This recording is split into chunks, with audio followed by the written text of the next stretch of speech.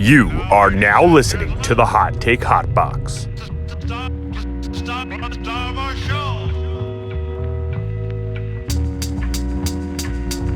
You are now listening to the Hot Take Hot Box. You are now listening to the Hot Take Hot Box. Ladies and gentlemen, it is the Hot Take Hot Box, fresh off of some Eagles free agency. NFL free agency has been wild. One of the more wild years upon memory, just right off the rip. But we have Saquon Barkley. The Eagles have made some serious moves. We're going to get into all of that. We're going to talk about the NFL moves in general. We'll talk about a little bit of Flyers, a little bit of Six, not even really a little bit, just a drive-by shooting of the Sixers to kind of let them know that we hate them, and not only that we hate them, that they are an abomination of a team. I mean, back-to-back games, scoring 79 points. In an NBA game, it's pretty remarkable. It's honestly impressive, but again, this is funny. They won. They won without Maxey. Yeah, and then they lost with him. Yep. And Tobias had another good game. I'm sure I'm really starting to look into them crumble cookies to see if we can get rid of him before the end of the season. My name is Matt McSweeney. Yeah. This is the Hot Take Hot Box. I'm joined by Ty Capone, who is going through some busy times down there in the Pete. All sorts of tourists are starting to flock into the area, and I'm sure it's kind of. Is it a good time to be down there, or is it a miserable time? I wouldn't know. It's a good time, but there's definitely some amateurs down here, but it's good. The weather's awesome. It's gonna be like 82 today, so it's a bit much, but sunny, and this weekend's gonna be full of craziness. I'm gonna stop by this little festival today for like an hour before work just to see what's going on, to see all the hippies. Nice. That'll be fun. Probably just get an absolute contact high beyond belief, just one whiff of being there, so that should be fun. Peace and love, brother. Peace and love, brother. There's going to be some fights this weekend. Not too much going on around the world. There's a little bit of boxing, a little bit of non-UFC MMA, but nothing crazy. But a lot of boxing moves and news really setting up this summer to be one of the best boxing summers in a while. So I'm excited for that. We obviously have 300 coming up in a couple weeks. That'll be here before we know it. I bet, or a month, right? Like it's the 13th, April 13th. Yeah, it'll be right around a month. So we're about a month away. Hopefully I can make it up there. We can have a nice little live edition of the Hot Take Hot Box, a fight companion. That'd be cool. Still trying to sort through the details. A lot going on in my life to end this month. Nothing sad or anything, but just very hectic. And I don't like the hecticness. Chaos and hecticness is not of my favorite thing either. But Ty, in our world right now, the most important thing is the Eagles, and NFL free agency, as I mentioned earlier, has been going crazy. Running backs going all over the place. Quarterbacks moving and making absolute bags. Tampering left and right. There's players getting traded, released. I want this, I want that. There's all sorts of news, rumors, and information flying all over the place, but we must start with the Eagles. And you could argue what is the biggest move the Eagles have made, but I could tell you what the most newsworthy move that the Eagles have made. Ty, Saquon Barkley is a Philadelphia Eagle, a sentence I don't think any of us ever thought would happen. I know Tone is still in mourning out there if he's listening to this. I do love it as well. 3 years, $37.75 million contract that could be worth up to $46 million. And includes $26 million guaranteed. And from what I saw, it looked like this contract is essentially a 2-year deal, which you could kind of get out of it after that second year if you really needed to. But Ty, excuse me, I know there's the running back situation in the NFL is always a hot topic. They're not worth it. They are worth it. You shouldn't really spend money on a running back. You can kind of get another guy to replace it. People were saying, look at what the Eagles got out of Swift and Sanders the last 2 years, but I for one, me just being a fan, have always loved having a star elite running back, and I feel like It's been a while since we've really had one of those. I never included Miles Sanders in that. I don't include DeAndre Swift in that. I think probably the last one that I can remember off the top of my head is probably Shady, right? Shady, yeah, he's probably the last one we've had. Shady, Westbrook, like those are the only two that I can think of right away. DeMarco Murray Ryan doesn't Matthews. count. Yeah, Ryan Matthews. They don't really count all that much. Sproles, those guys. They're good. They're nice. Jay Ajayi was at one point a good running back, but by the time we got him, he had no cartilage or anything left in his kneecaps. So that was an issue. That was a good kind of three-headed monster we had that year. But yeah, this year we're gonna have as Saquon Barkley. All the Penn Staters are gonna be losing their minds.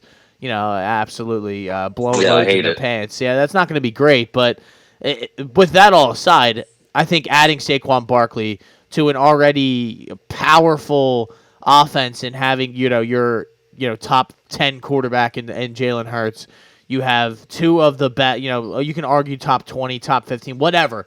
Two really good receivers in AJ Brown and Devontae Smith, right? Oh my God, I was calling him DeAndre Swift. I was like, oh no, that's not good. And then Dallas Goedert, so like with an offensive line who, although lost Kelsey, I think is still going to be, up in the upper echelon of the NFL. Ty. So I love the move. I don't know about you.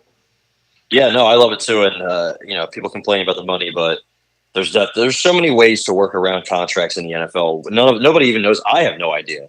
But there's so many outs and bonuses and guarantees and shifting money from this year to next year and just moving it around. Howie's obviously a whiz at that. So that shouldn't be an issue. Also, it's not our money. So whatever, we still have flexibility. We went out, we brought back Chauncey Gardner-Johnson. So that was cool. I didn't know what we were going to do at safety once we missed on McKinney. I wish we would have paid McKinney. Yeah, it sounded like we were getting close to that. I figured they weren't going to, match Green Bay's offer, which is, whatever. I love Xavier McKinney, and taking him from the Giants would have been a fatal death blow. Saquon was bad, but Saquon, in my opinion, isn't even really close to what Xavier McKinney is as a player. He's also 3 years younger than Saquon. So either way, we get a safety. Our safety room looks much better. I really hope we go out and get Kendall Fuller to shore up our slot corner spot, and then from there, maybe another linebacker, but I think Zach Bond's probably the rotational guy that, they swapped out Morrow for Zach Bond. So I'm fine with that. Matt Hennessy, he once upon a time was a pretty decent offensive lineman. Yeah. I believe he's from Temple, right?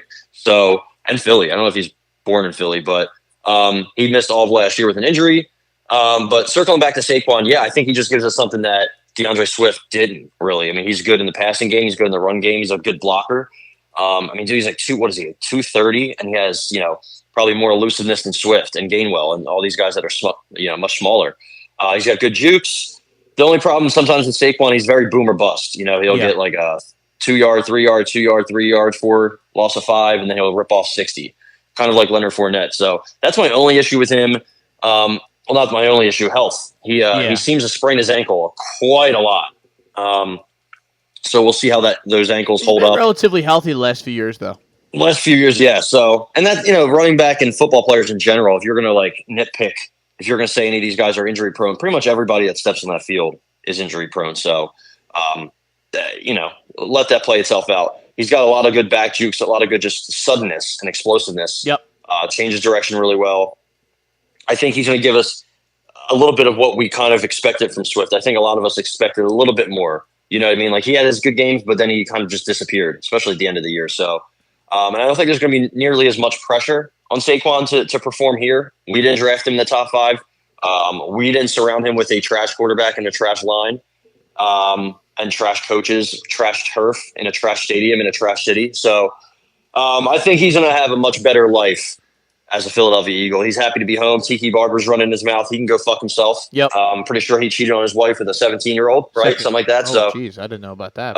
Something like that. He cheated on his pregnant wife with a younger woman. Either way, he's had some time. Also, it's funny that he had his best years as a Giant at the very end of his career, retired, and then they won when he left. So, obviously, he doesn't mean shit. And him and this stupid little talk show or podcast or radio station show, whatever it is, very irrelevant. And, hilarious, telling somebody they're dead to you. He'll blow himself as well. I don't know if you know who that is, but he's on that show. Yeah, he's the other guy. Yeah, the he other guy who's always just kick shitting rocks on the too. Eagles anytime he gets the opportunity. Yeah, it's just so funny that Giants fan. I saw a Giants fan in my sister's comments on Facebook saying, "You know what? This is similar to Hamas joining IDF." Yeah, you're like, what? I was like, bro, hold on. Fucking relaxed. This is sports. This is not a geopolitical comparison that we can make. Also, that's not even no. I could see if you were saying Cowboys to the Eagles. What are the Giants? We don't care about the fucking New York Giants. They're nobodies. They haven't been good in forever. You know, they're not even our biggest rival. If you think we're your biggest rival, sorry. You know. Yeah, but, not only have the Giants not like I mean they've won a Super Bowl. When's the last time we beat them? Yeah, they beat us. Oh man, I mean they almost beat us was it this year? Yeah. In a meaningful game, it has to be from 3. I don't know. It feels like a while though. You would remember it. I mean, the Cowboys have pretty much had our number. Other than that, the rest of them, that's our rivals. Yeah, so Giants fans are, they're trying to cope as much as they can. And it's funny because a lot of them shit on Saquon, but they're so mad he left to go to Philly. It's like, which side are you really playing? And then it's like, oh, it's not about the money. It's about you going to the Eagles. Yeah, motherfucker, he went to the Eagles because they gave him the most money. That's how that works. Kind of how this thing goes.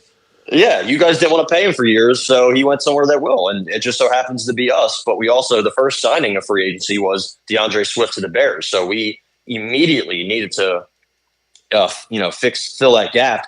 And I guess there's an investigation into the Eagles for tampering, which is kind of crazy because they have a legal tampering window, and we still are somehow possibly made connections or whatever you want to call it. Well, it sounded like Howie or James Franklin is the one that snitched on the Eagles in a press conference. Of course. I don't know if you saw what that. What a loser. Him talking about how Howie brought up or was talking to him and said that he, playing in Philly, he'll have that Penn State connection and all that nonsense. But it's just shut up, bro. Just shut the fuck up. Yeah, why are you talking? Win some games. Why don't you go down to the SEC and get cooked again? So Falcons are also getting investigated for tampering with Kirk Cousins. So I don't know. Maybe we lose a pick. I hope not because we don't. We could use these picks, but whatever. I'm not worried about that anyway. It's teams have gotten in trouble for it before, but it is. Hopefully, we don't lose a top 3 or 4th round pick or anything. But either way,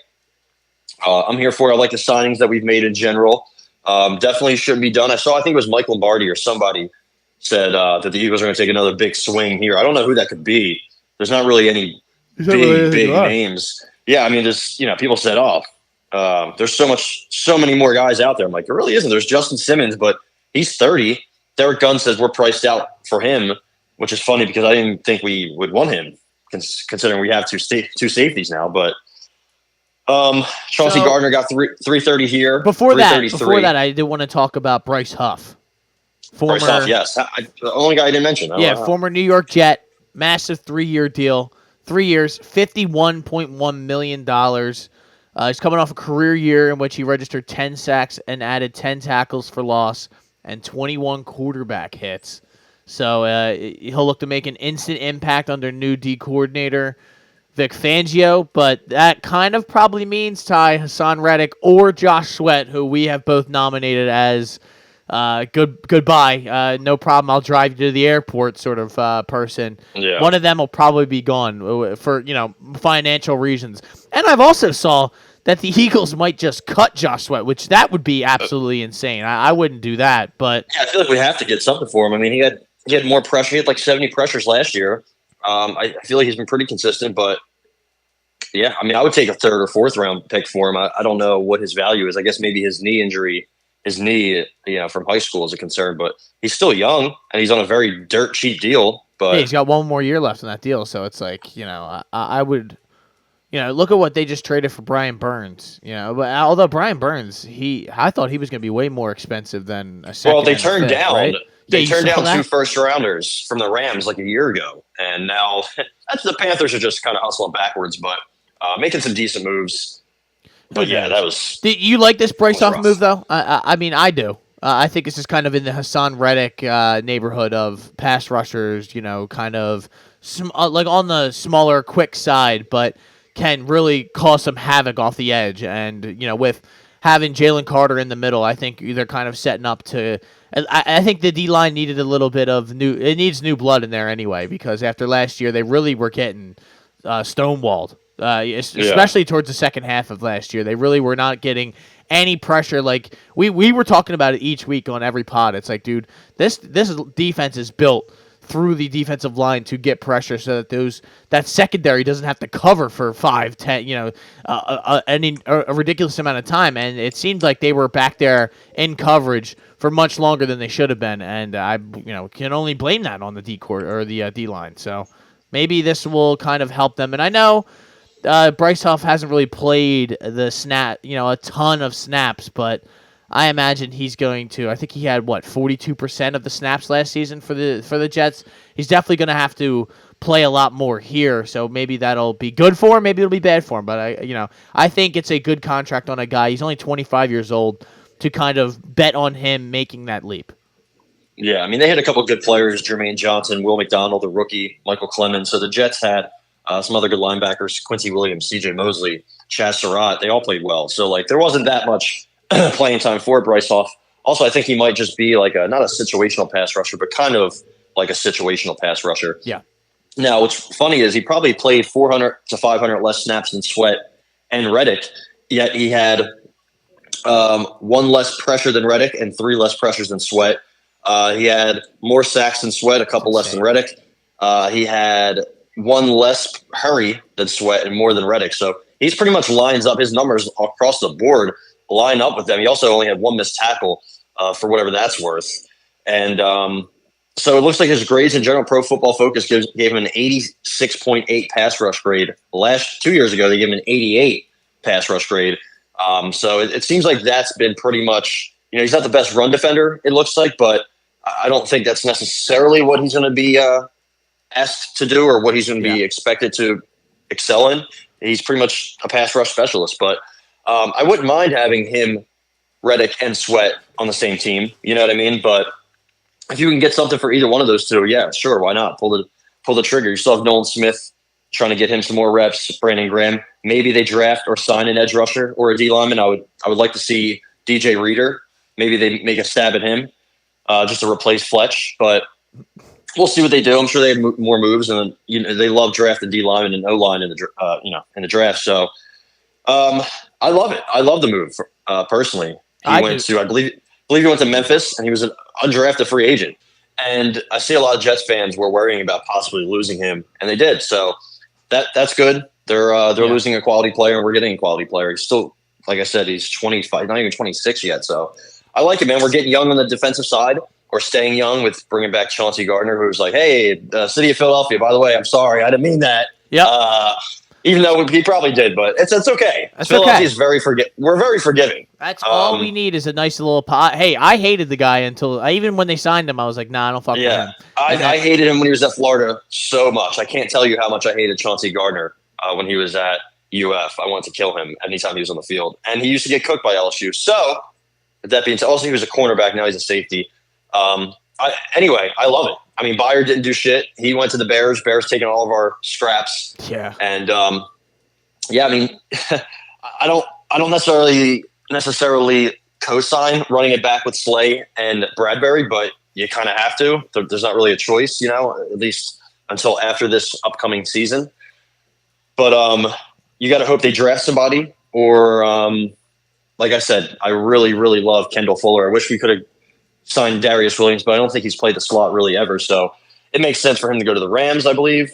The Rams are having a good offseason. The Commanders are having a really good offseason. They're making so many signings. And then the Dallas Cowboys they're signing their long snapper. That's what they're doing. So it's good to see that the Giants or the Cowboys are doing nothing while everybody else does something. And this was supposed to be the year that they're all in. We're all in.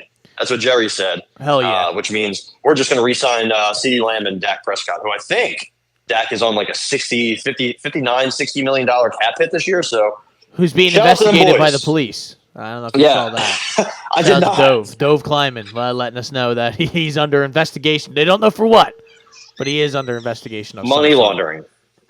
So we talked about C.J. Gardner-Johnson. I love that move as well. I think that is a huge – we needed some help on the back end. You're not going to have Sidney Brown for the beginning of the year. Reed Blankenship's just kind of out there risking his life every time he makes a tackle. So and that's kind of an issue. You can't really count. Didn't Chauncey get hurt last year? He tore his pec? Yeah, for the Lions he did. Yeah, he tore his pec. He's coming off And then that. he came back at the end. Yeah, he did but- come back at the end. So But that should be fine. I think this is a guy who turns the ball over. You know, he makes plays, and I loved having him here. I didn't want him to go, and you know, it looks like he didn't wind up. He wound up getting paid more than he was going to last year. So it kind of it worked out. Weird. I don't know how the Lions just kind of let him walk. I don't know. I don't know how that happened. They've had a weird. They've settled for a very mediocre DB room in general. Their cornerback one is Carlton Davis, and then they have Emmanuel Mosley, and it's just a bunch of slop over there. But I'm glad. I'm sure they didn't want to pay him because they have to pay other guys. Amon St. Brown, especially. But I'm all board. Zach Bond, I'm fine with it. You know, he's just a rotational nice linebacker. rotation guy. I know they're big fans of Edgerrin Cooper, the linebacker from Texas A&M. Supposed to be an LSU Tiger, but he never went. It's okay. Still love him. And he had a tremendous year last year for A&M. So I don't know where he's going to go. Somewhere in that, maybe if they trade it back into the 30s or 40s or trade it up or somewhere in that 40, 50 range, I think he's going to go. So I would love to see him or Trotter with that second pick. I think we have 50 and 53. Hell so one of them right there. And then honestly, this might be a hot take, but this is what we do on this show, right? Somewhere in 50 or 53, I would love to take a receiver. A nice little like Ricky Pearsall, the kid from Florida. Absolutely love him. Or just some kind of burner, you know. I think we might go corner in the first round, even though we never do. So maybe they go edge rusher. Like if Jared Verse were to fall, which I don't think he will, but if edge rusher were to fall, I would love. Honestly, I'd be on board with it. Even Latu Latu. I know he's a firefighter, so I don't know if we should do that, but. That could be another direction they go with that. I really want to know what they're going to do with 22. I always want to know what they're going to do in the first round because they have these positions that they just refuse to draft early. Yeah, and I'm like, is this going to always be a thing? Because I really hate ignoring linebacker and corner in the draft, but they always seem to make it work. So you know, who knows? Yeah, I'm just a guy. You know, there's only so much. So I guess with that, you know, with some of the free agent signings have gone down. Obviously, they might not be done, but you know, we mentioned Zach Bond, Matt Hennessy, kind of just fill in sort of depth guys. They're bringing back Brandon Graham, so I mean that's also just a nice. I think you could, you know, you need him as the kind of the culture setter for one more season before, you know, Fletcher Cox retired. We didn't even talk about that, but that I think it was time. You know, I think he had actually a pretty good year last year, so that, you know, it was kind of a good way to go out. Ironic, but he's only 33, so it's I don't know, kind of crazy just seeing him come in and that was it. You know, when he got drafted out of Mississippi State, I was like, I don't know what we got with this guy, and he turned out to be, you know, at his peak. Him, Grady Jarrett, Aaron Donald were like the three best D tackles in the league, and he wasn't on Aaron Donald's level, but I don't really think anybody in history has been. So, he's a damn good player, man. Him, Chris Jones, Grady Jarrett, three of the better. No defensive linemen, defensive tackles. I think Fletcher at his peak was probably number 2 behind whatever his name is. I already forget. Aaron Donald. Yeah, no, I know. I already forgot. I know you're trying to say. So yeah, I mean, shout out to him. I was very critical on him the last couple of years, but I mean, he's in his 30s. That's what's going to happen to guys. So and like you said, played great last year, honestly, for all intents and purposes. So shout out to him for having hopefully we can get Kelsey to come out of retirement. I don't think it's going to happen, but getting Saquon, maybe that helps. I don't know. He's already like not talking about it, but like, oh man, I really, you know, hey, there's still a lot of time. People were already putting up the videos of the what's it called, the Green Goblin looking at the mask and the mask talking to him like, "You coward," and he's like, "Leave me alone, leave me alone." But speaking of the Green Goblin, the New York Giants signed Jalen Mills. I forgot that happened, so I can't wait to torch his ass twice a year. I wonder if he's going to change that green hair to blue. Well, you know who's not going to be torching his ass? Well, hopefully he does, but I doubt it. Devontae Parker is a Philadelphia Eagle as well, so there's that's a number 3 or 4 kind of slot guy, but Philadelphia will pay 1.2 of his $4.9 million salary, so I don't know how that worked. But low risk move for a player with some upside, although your boys from PFF have said he has some of the lowest separation numbers like in the history of the NFL. So but fun fact, his PFF grades over the course of his career have been pretty good. Last year was not, but he's been in the green pretty much ever since he got into the league. Doesn't drop that many passes, doesn't fumble. I don't think he's a guy that's going to separate much, but he's kind of a big-bodied receiver. He's kind of a big slot is kind of what he reminds me of. His contested Catch rate, very solid. 95 and 184 in his career. It's good for 52%. Only 2 fumbles in his career. He doesn't really make guys miss tackle-wise. But, again, he's not that 4-4 guy he was coming out of college in 2015, which is insane. I can't believe Devontae Parker is 31 years old. I feel like I remember him at Louisville. I was like, oh, this dude's the next Megatron. So, not the best move, but also he's our wide receiver 3. And I think he's probably better than Olamide Zaccheaus. I think he's probably better than the ghost of Julio Jones. Yeah. And also he's not locked to make the roster. You know what I mean? So if we do draft somebody, who knows? But yeah. I don't hate it. It's a very low risk move. Yep. You know what I mean?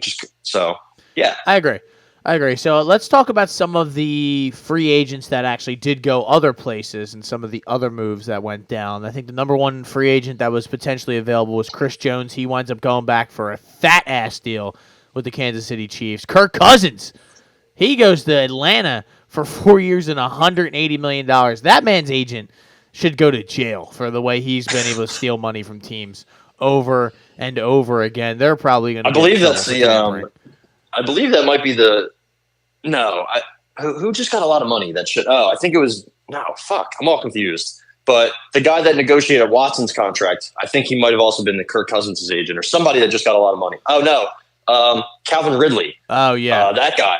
David Mulligetta. That guy should go in the Hall of Fame. Yeah, that guy should go in the Hall of Fame. He's the new Jerry Maguire. But Josh Allen, the Jaguars guy, stays put. T. Higgins gets franchised as well, but he's asking for a trade, so that's something to keep an eye on. Brian Burns gets traded.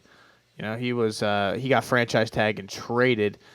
There's a lot of guys that wound up getting franchise tagged that were in the upper level of this. Christian Wilkins goes to the Raiders for 4 years, $110 million. That's a lot of money for him. It is a lot of money, but he's a good player. The Raiders kind of had to overpay, I guess, a little bit to bring guys there. So.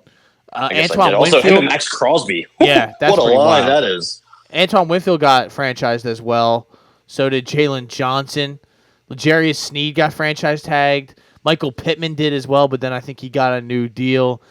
Daniil Hunter goes to the Texans. I don't know, if he's got anything left. He got a fat deal too. Dudes are getting paid this offseason, man. I don't know if these numbers are like realistic or legit, but Mike Evans stayed home. Tyron Smith is still out there from the Cowboys. How old is he? He's 33. 33, yeah. Yeah. Like you said, Kendall Fuller's still out there.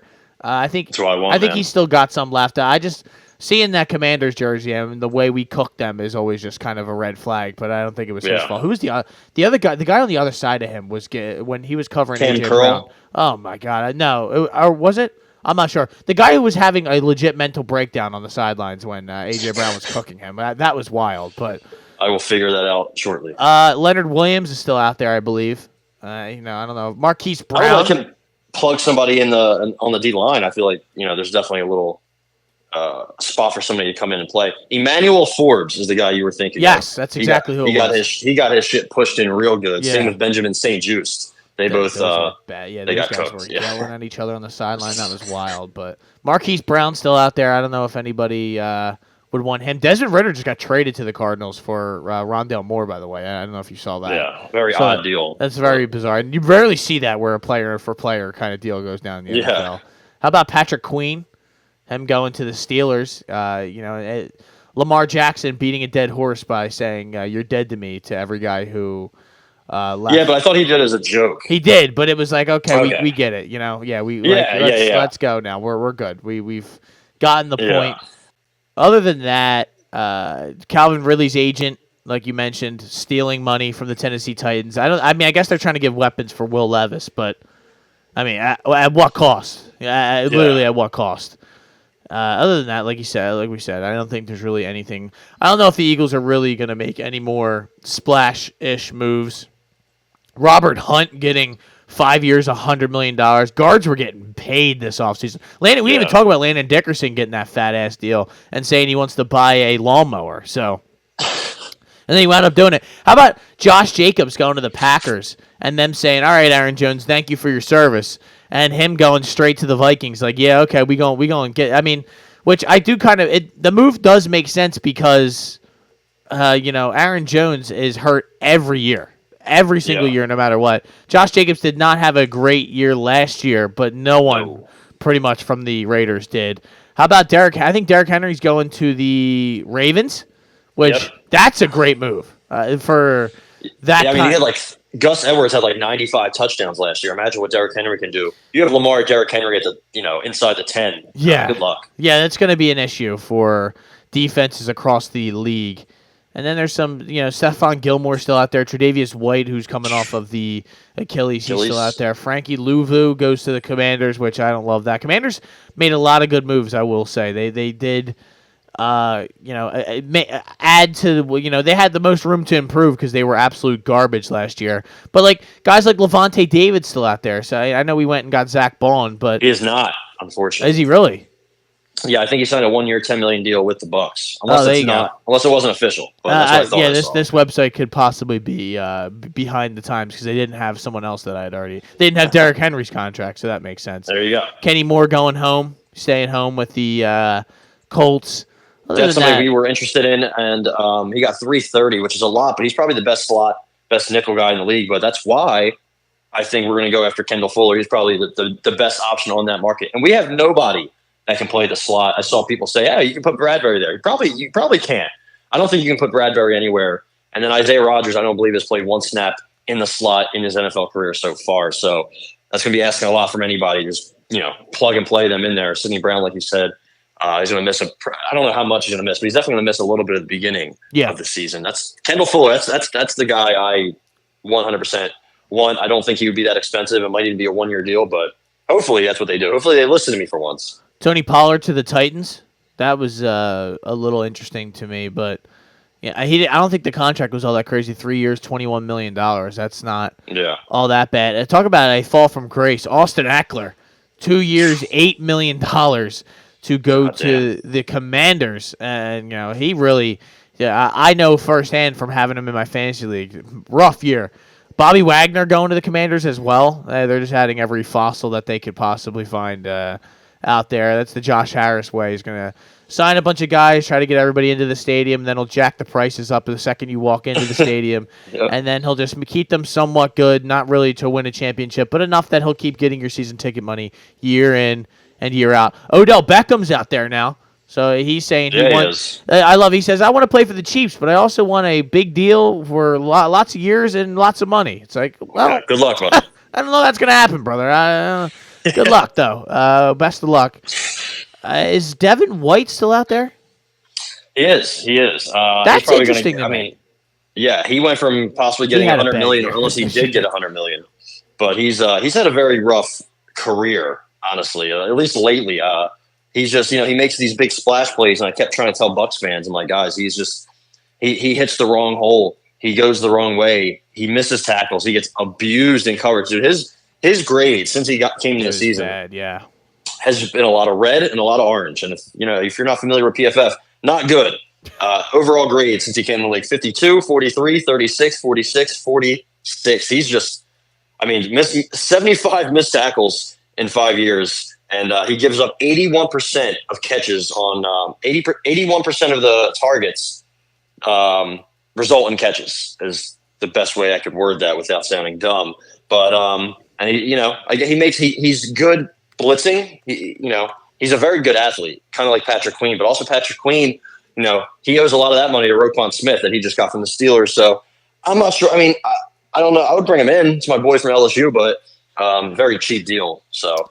Yeah, and it is kind of mind-blowing to see the lack of moves from the Cowboys. It's actually pretty wild. They've lost a bunch of guys, and they haven't added one free agent, have they?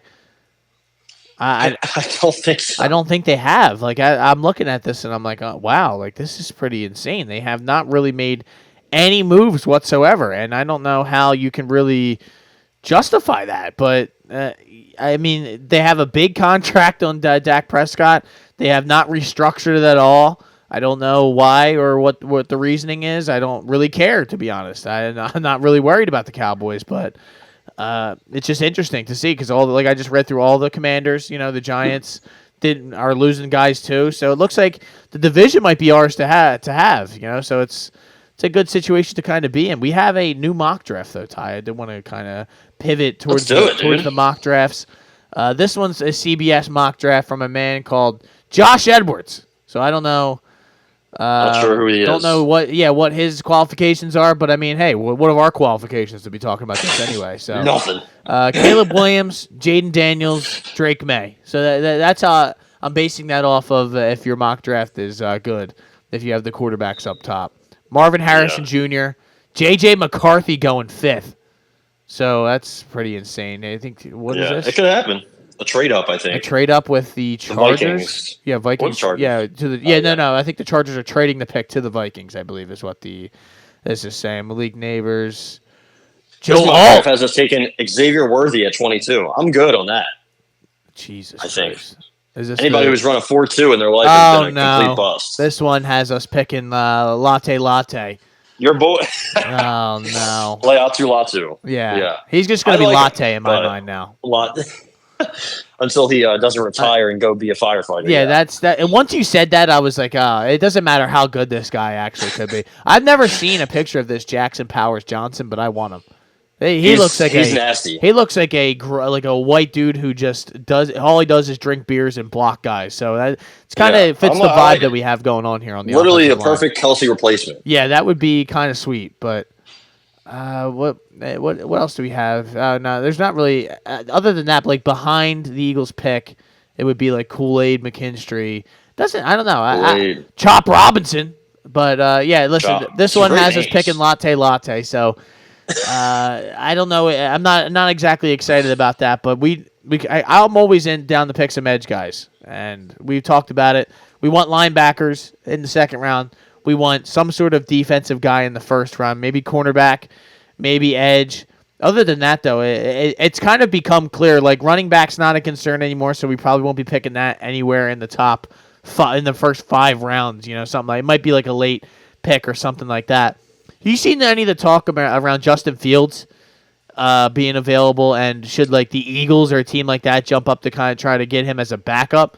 Do you put any stock in that? Would you trade a 4th or a 5th round pick for him?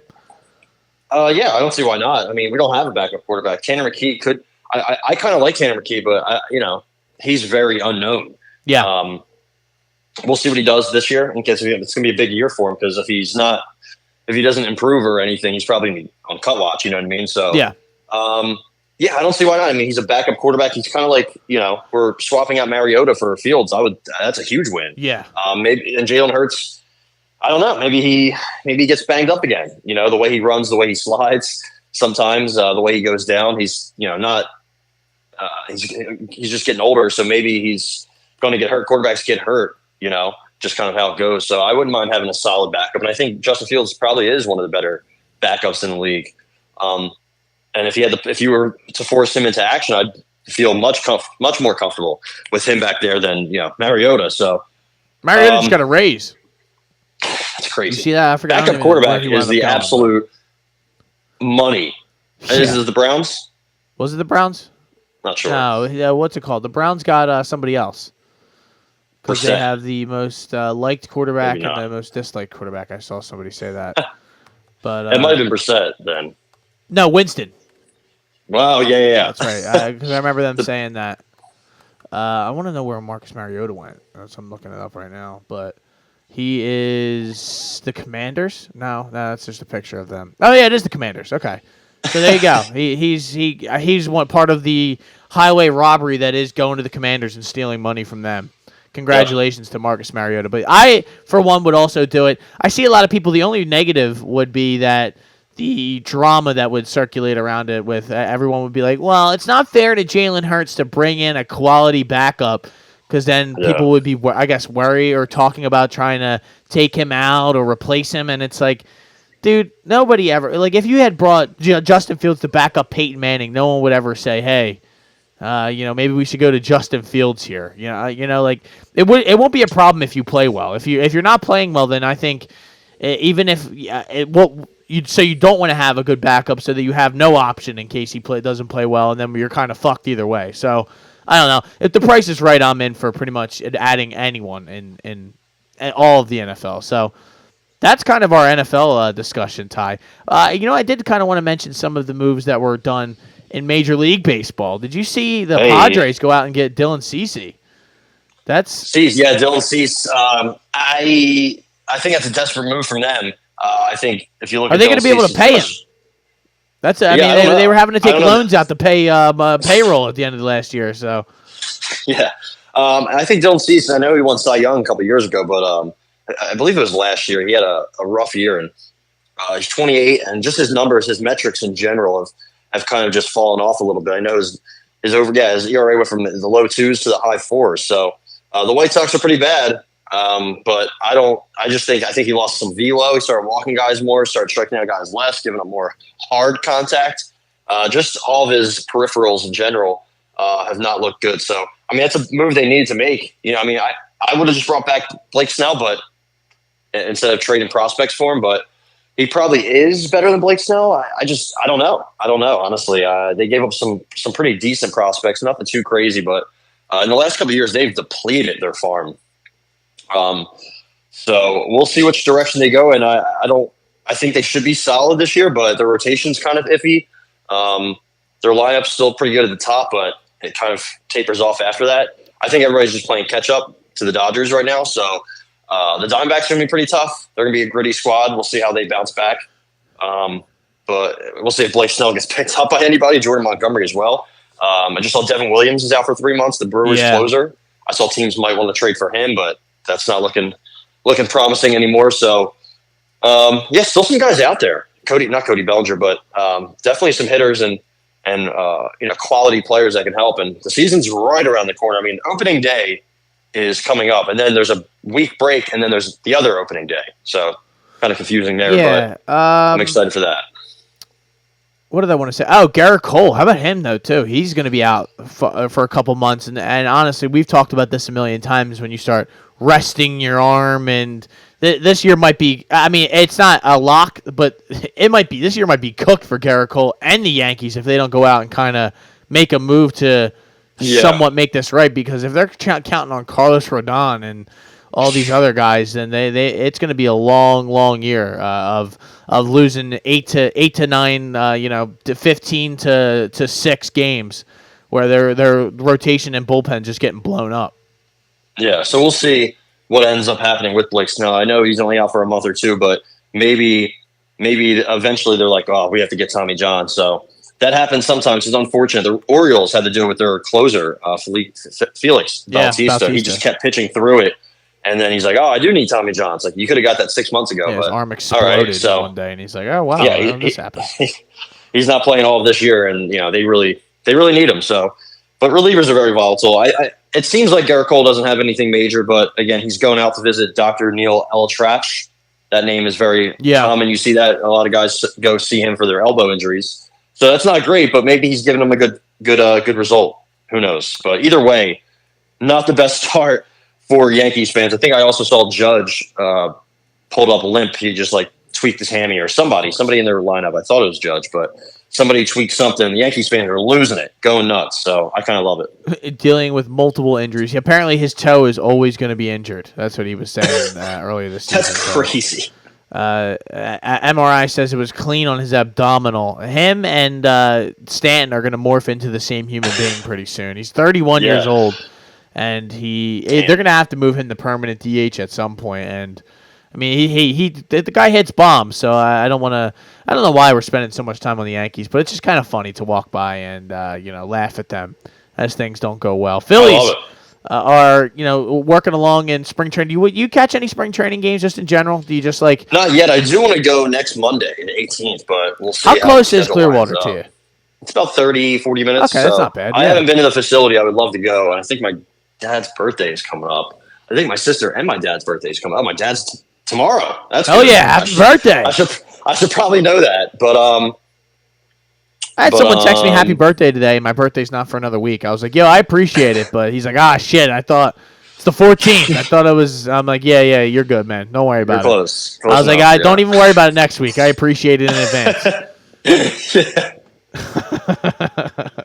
But listen, spring training, I don't put too much stock in. I don't really get too worked up about it. I see people having mental breakdowns on Twitter arguing about who should be the leadoff hitter for the Phillies. It should be Kyle Schwarber. I know a lot of you people want it to be Stott, want it to be Turner. Listen, guys, we tried that. We tried to do the conventional thing. It doesn't work. Schwarber can't hit anywhere else. And then the second we couldn't win, we were trash last year. And the second we moved Schwarber back into the leadoff spot, we were elite again. It doesn't make sense. I don't know what to tell you. This is just how it is. We have to accept that he's going to be our leadoff hitter. And life's not that bad. We've been to the World Series and the NLCS with Kyle Schwarber as our leadoff hitter. We need him to not strike out as much. We need him to not hit 180. But I think he had a bad year last year, and he still hit 40-some home runs. So I think, and he's going to walk. He's going to get on base. He's going to be that three true outcome guy: home run, walk, strikeout. It's just kind of what he is. It's unfortunate. Max Muncy is very similar. Jock Peterson in his prime was very similar. There's a lot of guys like that. So it's just how it is. At least he gets on base. I know he's hitting, around 200, but if he can hit, imagine if he was hitting 250, 260, his on base would be close to 400. Oh my God, he would be so I understand elite. He's not hitting 250, but even if he hit 220, 230, I think 2022, he was fucking sick. Yeah. Yeah, you want your guy at the top of the order to get on base at around 330 or higher. Bryson Stott doesn't walk like ever. So I do like his pure bat. He's a nice little singles hitter. He seems like an ideal leadoff guy because he can run too, but he doesn't get on base. He doesn't walk. So yeah. And he also doesn't have much power, so it's not like you're scared to pitch to him. You know what I mean? So yeah, he works the count, but it's not. Yeah, I know what you're saying though. I'm fine with Kyle Schwarber. I know I'm not diehard Phillies guy, but all Phillies fans. I mean, my dad, all older dads hate Kyle Schwarber because he's a little chubby. He can't play the outfield. He strikes out a lot. He doesn't hit for average. But it doesn't matter, bro. For as long as I've been watching baseball, there's not guys like Kyle Schwarber leading off your games. There just never has been. But listen, I'm here to tell you what works. I'm here to do whatever works. So if they were to experiment with Turner in the leadoff spot or whatever, and he starts tearing it up, or Stott, I don't really care, and they start tearing it up, I'm cool with that. But I know Kyle Schwarber in the leadoff spot has worked. So I'm going to go with that until it's broken, and then we'll try and fix that. That's what my mentality is. The lineup-wise, I'd probably go Schwarber, Turner, Harper, Castellanos, Stott, Real Muto. I don't even know who else is left. Bohm, Marsh, someone down there. But I would have Bohm somewhere towards the bottom. Nothing against him, but let's keep Witt. Rojas batting ninth for sure. Rojas, you want to talk about a guy who's really starting to piss me off. Every time I turn the game on, the guy's trying to lay a bunt down in spring training. Dude, swing away, bro. This is the time I need you to take some hacks, man. I'm tired of you trying to work on your bunts to get on base. If you're already starting to do that in spring training, I think we might be having to look in other areas to try to man center field. So it's Griff McGarry, I think, get moved to the bullpen. It looks like. Yeah, I don't know. Not bad move though, honestly. Put him in the pen. You can never have too many arms, no matter if it's starting a swingman role or a middle reliever or a setup man or a closer. It doesn't. You can never have too many. Relievers in general are very volatile. I remember I met a relief pitcher, Ty Boutre. I talked about it before. Big dude. He pitched for the Angels. One year he was like a dominant closer. The next year he was out of baseball. He told me, he's like, yeah, I retired. I stopped playing. I got bored. I was like, what? They're nuts. What? So relief pitchers are very odd, and they come and they go. So you think about it; those guys are working out probably all the time. They're getting ready. They're practicing, and these guys throw 40 innings a season, 162 games. They're there all the time, and every once in a while they could get into the and they get in and then they get blown up. Yeah, they get blown up, and it's like that's it. Like you're cooked. The kid I went to high school with, he was pitching out of the bullpen for the Red Sox, and then out of nowhere, he had one bad game, and they just sent him down, and he never got back up. Is that Mr. Mondial? No, Mr. Schwarm, Mike Schwarm. Shout out to Mike Schwarm. Oh yeah, one of the nicest guys I ever met in my life. But yes, I was so mad about that because I was always whenever he was playing, I was watching all of his starts and his appearances, and I would that fried me out because they put him in. It was a London game. They put him in against the Yankees, and the Yankees were just hitting the shit out of him.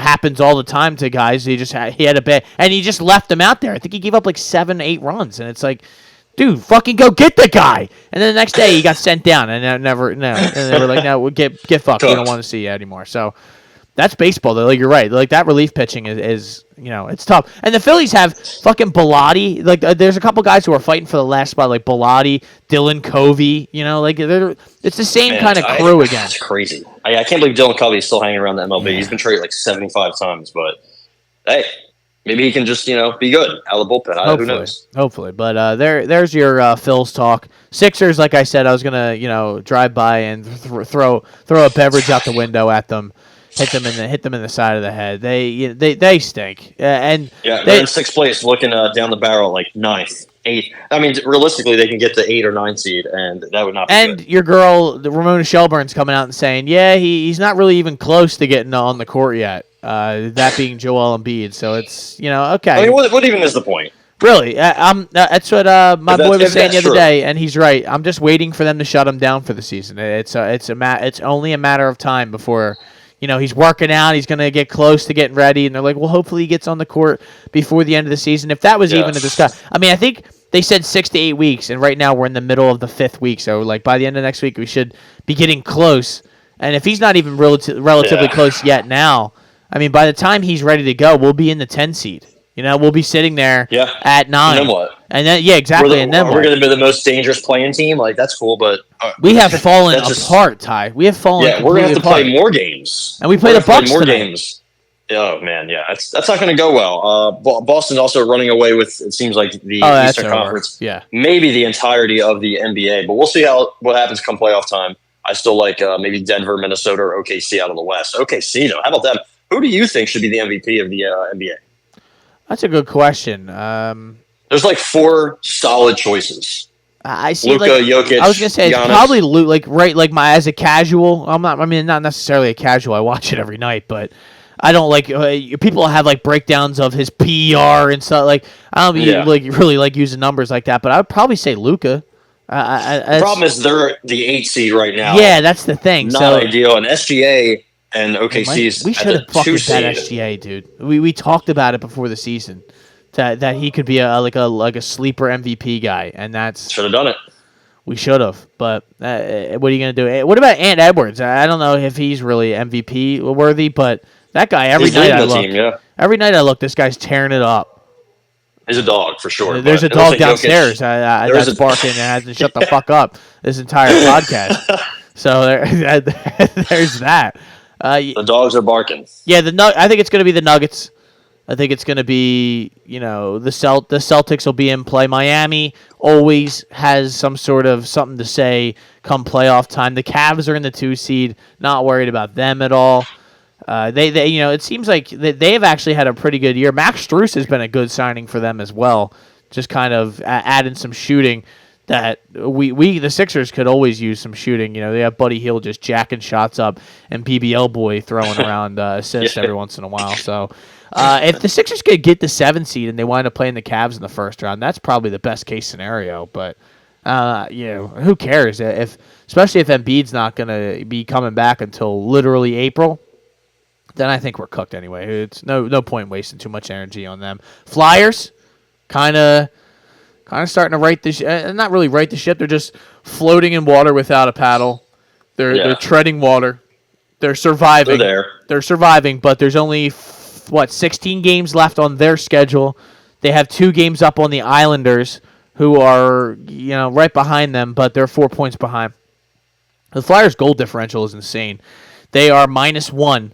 Compared to everyone else that's in a playoff spot is +30, +39, +65, +41, +38, and then us -1. So there you go. And then there's the wild card teams, which they are somewhat close to us, but it's just wild the drop off in hockey. The Panthers, the Rangers, the Bruins, there's some of the best teams in the Eastern Conference. I don't think I don't think anyone really thought the Flyers were going to make any noise in the playoffs or make a run to the Stanley Cup. Obviously anything's possible in hockey. I don't think it's going to happen, but it would just be fun to have some playoff hockey once again for the boys. Yeah, and, for sure. It's not good a situation for your Blackhawks. Things have fallen on hard times. Yeah. Hopefully we could get a nice draft pick for the boys. And, Celebrini, bring him in. Yeah, bring the Italian in. I don't even know if he's Italian, but it just sounded Italian. And Very. There you go. So I think that's it, Ty. I think we've discussed everything we need to discuss. Dude, is there anything else in the sports world? I mean, we have the March Madness coming up. This Selection Sunday is on Sunday. I'm very, very excited about that. Baseball is around the corner. We'll have some more football. We'll keep doing these mock drafts. NBA playoffs should be soon. NHL playoffs around the corner. So there's tons of stuff to kind of discuss. My cat is meowing loud as shit out in the hallway. The animals are going crazy. The animals have had enough. They're like, podcast over. Let's get this done We're with. done, So yeah. there we go, ladies and gentlemen. My name is Matt McSweeney, I'm Ty Capone. and this has been the Hot Take Hot Box. Tune into the Shoulder Strikes MMA podcast. There will be one dropping.